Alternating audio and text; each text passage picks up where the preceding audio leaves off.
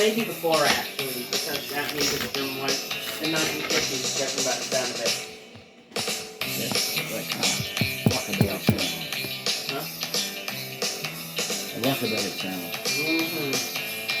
I can tell.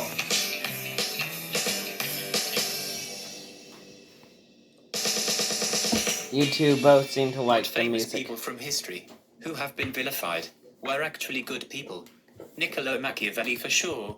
You may recognize Machiavelli from all the comparisons to his writing when talking about politics.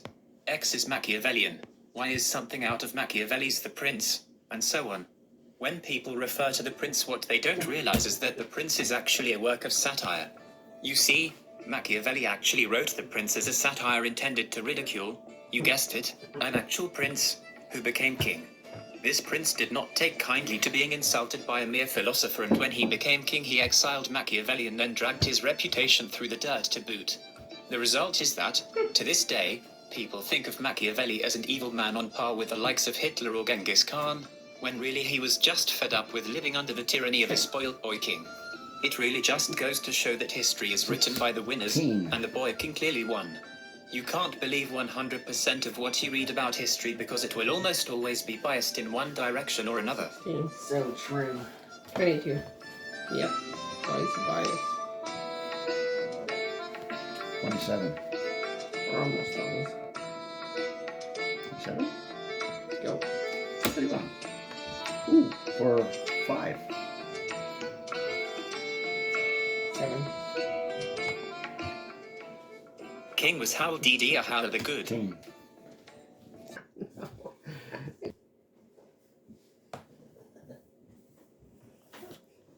Oh, I had 12 points. What role did the Welsh kingdoms play in the unification of England? And... Oh,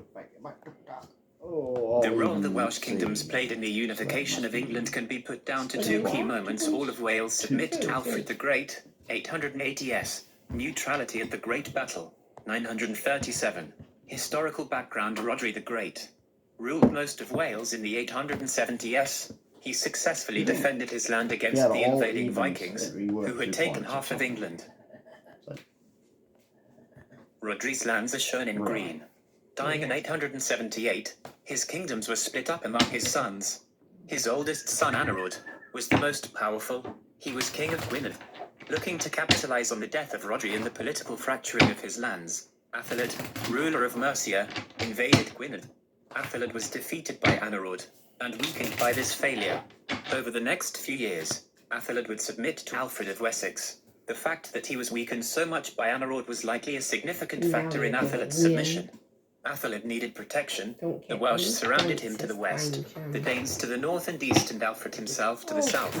Submitting to Alfred would make any of his neighbors think twice before picking a fight with Athelred, as he now had the protection of the most powerful king in Britain.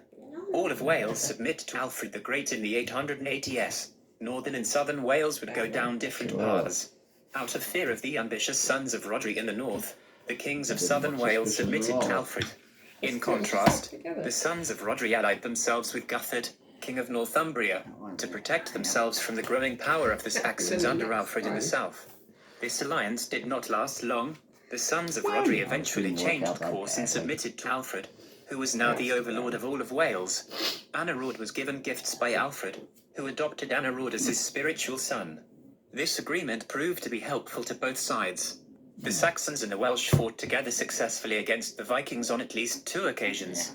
The submission of Wales proved that Alfred was the most powerful king in Britain and tipped the odds in his favour in the battle against the Vikings.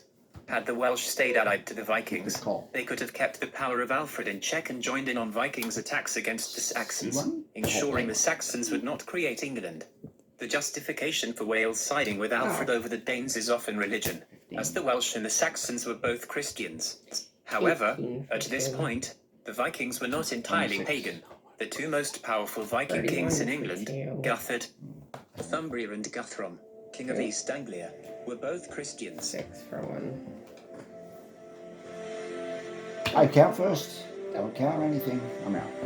Are you really? Yeah, look at that. Oh, come on. 6. The justification for Wales siding with Alfred over the Danes is often 10, religion, 12. as the Welsh and the Saxons were both Christians. However, at this point, The Vikings were not Sort of entirely somewhere over pagan. here. The two most powerful Oh, Viking yeah. kings in The England, next game. Guthred, King of Northumbria, and Guthrum, King of East Anglia, were both Christians. 4, 6. Neutrality at the Great Battle, Alfred's son, Edward succeeded him in 899 and continued pushing north. In the 910s, he conquered East Anglia and became a king of Mercia, very, now ruling loyal. directly over the Anglo. Yeah. Saxons' kingdoms in the south, the Welsh. Yeah, well, it's fairly close game. It's good to get a couple of different Neutrality at the Great Battle, You wanna play Alfred's another son, Edward succeeded him in 899 and continued pushing north. In the 910s, he conquered East Anglia and became a king of Mercia, Can't beat this early. now ruling directly over the Anglo-Saxons' kingdoms in the south. The Welsh also submitted to Edward. Got a supper early-ish, I guess.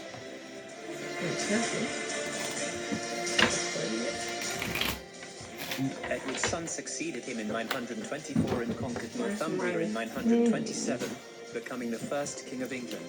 In the same year, all the kings in Britain submitted to him. He would later use the title King of Britain. Among those that submitted to him included the Welsh. Aethelstan famously forced high taxes on the Welsh kings, who marched in his army as Aethelstan raided Scotland in 934.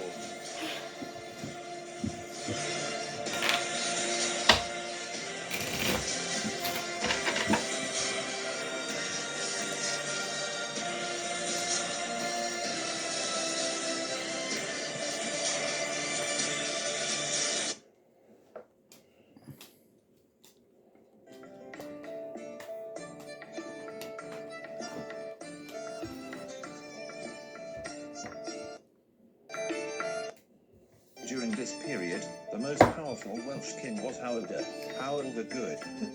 While he served under Aethelstan, he himself ruled over most of Wales. Hywel was often accused of being too English politically, Oh, yeah. but his alliance with the English would help him further his own goals of expanding his authority into northern Wales.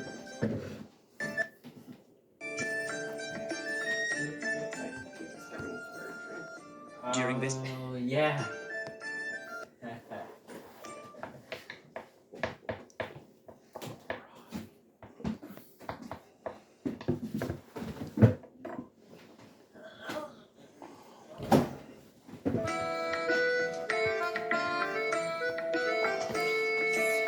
Just load up my treasury here. Better make it nice. Round it out. Something. This year, you don't have to give up everything. No, he's 26. During this period, the most powerful Welsh king was Hywel the Good. While he served under Aethelstan, he himself ruled over most of Wales. Hywel was often accused of being too English politically, but his alliance with the English would help him further his own goals of expanding his authority into northern Wales. Oh, yeah, you did. Yeah, you did. You had your pair there. Yeah. Yeah. But that's what got you there. Yeah, and Yeah. then take the other one. Yeah. Right. 2, 4, 4, 8. 5, 6, 7, 8. Hywel's kingdom is shown in blue. The critical moment came in 937. A great northern alliance formed between the King of Scotland, the King of Strathclyde, and Olaf of Dublin, who was the ruler of the Norse Gaelic Vikings.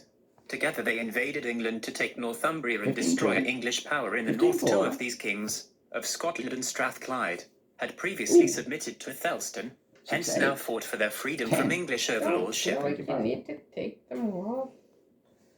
The Welsh sat this battle out. Hywel was likely making the decision, along with Adual, King of Gwynedd, but Hywel seemed to be the more powerful of the two. It's so hard to The count position all of those neutrality can be viewed in many ways. Was he a traitor for breaking his word to Aethelstan, or was he cowardly for not joining the alliance in the north to destroy England? The way I see it was him being politically savvy. He simply waited out the battle, ensuring he was not on the losing side. He knew this would be such a consequential battle that the victor would be so wounded by it that they could not harm the Welsh for not joining the battle. Aethelstan did win at the Battle of Brunanburh, It was the largest battle in post-Roman British history at that point. It was later known simply as the Great Battle and numerically was a larger battle than Hastings. While victorious and England remaining as one country, Athelstan's armies were weakened so much that they could not exert his authority over the rebels in the north. He was also so weakened that he could not punish the Welsh for refusing to fight for him.